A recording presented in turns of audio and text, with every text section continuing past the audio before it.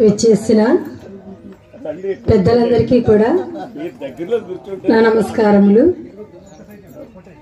మరి అంబేద్కర్ గారి జయంతిని పురస్కరించుకొని మరియు మనము ఇదే సమయంలో జ్యోతిరావు పూలే గారు మరియు బాబు రాజేంద్ర ప్రసాద్ గారి యొక్క జగజీవన్ రావు గారి యొక్క జయంతిని కూడా మనము కొనియాడుతూ ఉన్నాము. మరి ఈ సమయంలో మనందరము కూడా జ్ఞాపకం చేసుకోవాల్సిన విషయాలు అనేకమైనవి ఉన్నవి. అవి మరీ ముఖ్యంగా మన పెద్దలు, మన గౌరవనీయులు డాక్టర్ బిఆర్ అంబేద్కర్ గారు, భీమరావ్ రామ్జీ అని పిలువబడుతున్నటువంటి ఆయన మరి తాను ఎంతగానో దళిత జాతిలో ఉన్న కారణమున, దళిత జాతిలో జన్మించిన కారణమున అనేకమైన సమస్యలకు లోనై, అనేకమైన అవమానాలకు లోనై అయినప్పటికీ తన యొక్క పోరాటమును, అలుపెరగని పోరాటమును ఆయన కొనసాగించి ప్రతి దళిత జీవికి ఒక అభ్యున్నతి అయి, ఒక వెలుగై, ఒక జ్యోతి అయి ప్రజ్వలింపబడుతున్నటువంటి వెలుగుగా మనందరి ముందు అవతరించి ఉన్నారు. మరి అటువంటి ఆ మహనీయుని జ్ఞాపకం చేసుకోవట ఈ సమయంలో ఎంతో ఆనందదాయకం. ఈయన విద్యావేత్త, అనేకమైన డిగ్రీలు ఆయన చదివి ఉన్నారు. ఇప్పటి కాలంలో కాదు కానీ మునుపటి కాలంలో విద్య యొక్క గొప్పతనం మనందరికీ తెలుసు. అప్పటిలోనే మరి లండన్లో ఆయన పిహెచ్డి చేసి కొలంబియా విశ్వవిద్యాలయంలో ఆయన విద్యావేత్తగా వెలుగొంది న్యాయశాస్త్ర పట్టభద్రులై మరి ఈ దేశంలో న్యాయశాఖ మాత్యులుగా, మంత్రివర్యులుగా పనిచేసినటువంటి మహనీయులు ఆయన. ఆయన యొక్క అవమానాలే మనకు వరాలుగా మారాయని చెప్పుకోవచ్చు. ఆయన అవమానింపబడిన రీతే మనకి ఆశగా మారిందని చెప్పుకోవచ్చు.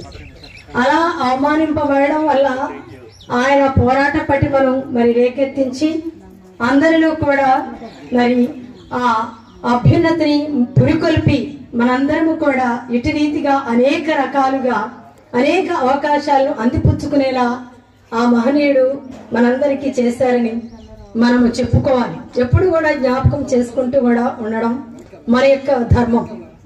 ఇటు రీతిగా మరి అనేక మంది నాయకులు పోరాడారు, కానీ ఈయన ప్రత్యేకమైన రీతిలో అది సాధించే వరకు కూడా పోరాడి మనందరికీ కూడా ఒక మార్గదర్శకత్వాన్ని మనకి చూపించిన మహనీయులు.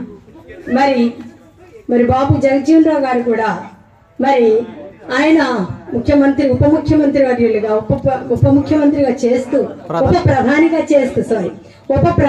చేస్తూ కూడా ఆయన మన దళిత జాతి అభ్యున్నతి కోసం ఆయన మరి ఎంతగానో పాటుపడ్డారు. అంతేకాకుండా అనేకమైన అవకాశాలను మనకు చూపించడానికి మార్గదర్శకులు అయ్యారు. ఆయన కూడా సామాజిక న్యాయం కావాలని, సంఘ సంస్కరణలు చేపట్టాలని, సంఘంలో అందరూ సమానంగా మరి వారి యొక్క అవకాశాలను అందిపుచ్చుకోవాలనే ఉద్దేశంతో పోరాడినటువంటి మహనీయులు మరి మన యొక్క నాయకులు. మరి జ్యోతిరావు పూలే గారైతే మరి అనేకమైనటువంటి అవమానాలు, స్త్రీల యొక్క అవమానాలు దృష్టిలో ఉంచుకొని ఆయన యొక్క భార్య సతీమణి అయినటువంటి సావిత్రిబాయి పూలే గారి యొక్క సహకారంతో ఆమె ఎప్పుడైతే ఒక ఉదాహరణగా మన స్త్రీ సమాజానికి ఉన్నదో, మరి ఎప్పుడైతే ఆమె పాటుపడాలి అనేటటువంటి ఆ యొక్క అవగాహన కలిగి ఉన్నదో, అప్పుడు ఆయన అది స్ఫూర్తిగా తీసుకొని ఆమె పనిచేసుకుంటున్న సమయంలో కూడా పొలాల్లో కూర్చుంటున్నప్పుడు ఆయన ఆమెకి విద్యను అభ్యసింపచేసి ఆమెకు చదువుని చెప్పి ఒక ఉన్నతమైన విద్యార్థిగా ఆమెను తీర్చిదిద్ది వివాహం అయిన తర్వాత తీర్చిదిద్దడం అనేది ఒక గొప్ప విషయం. మరి భర్తగా ఆమెకు అనేక సేవలు అందిస్తూనే ఆమెను ఒక విద్యావేత్తగా తయారు చేసి, ఆ విద్యావేత్తగా తయారు చేసిన తర్వాత ఇంట్లో కూర్చొని ఏదో మామూలుగా వంటింటికి కుందేళ్ళటువంటి ఆ జీవితాన్ని కాక స్త్రీ విద్యను పునరుద్ధరించడానికి ఆమెను ఎంతగానో మనకు ఉదాహరణగా చేసి చూపించారు.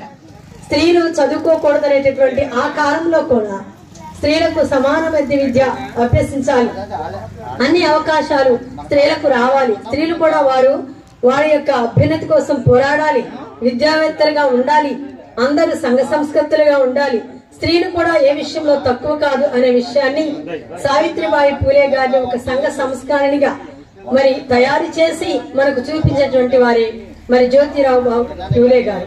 ఇటువంటి సంఘ సంస్కర్తలు మనకు ఉండడం ఎంతో మరి గర్వకారణం. వీరందరి బాటలో మనం నడుస్తూ ఇప్పటి కాలంలో అనేకమైన సమాన అవకాశాలు మరి పేరుకైతే ఉన్నాయి గాని అవి ఎలా ఉంటున్నాయో మనందరికీ తెలుసు. న్యాయ పోరాటం అనేది ఎలా ఉందో మనందరికీ తెలుసు. మరి ఇటువంటి రీతిగా మనం కూడా అటువంటి అభ్యున్నతిని పుణికిపుచ్చుకొని మనం కూడా అందరూ సమానంగా మరి పాటుపడాలని ఆ బాధ్యత మనం కలిగి ఉన్నాము గనుక ఆ అవకాశాలను వినియోగించుకుంటూ సామాజిక న్యాయాన్ని మనందరం కూడా అందిపుచ్చుకుంటూ జీవించాలని కోరుతూ మనం కూడా అదే స్ఫూర్తితో కదులుదామని మరి అందరికీ కూడా మనం సమానంగా ఉండేటటువంటి అవకాశాలు వచ్చే వరకు కూడా పోరాట పటిమతో ఉంటూనే అదే శాంతియుతంగా మనం కూడా మన యొక్క హక్కులను మనం హరించుకోపోకుండా మనం వాటిని అందిపుచ్చుకునేలా మనందరం శాయశక్తులు కృషి చేయడానికి సహకరించుకొని ఒకరికొకరు ముందుకు సాగుతాం. జై హింద్.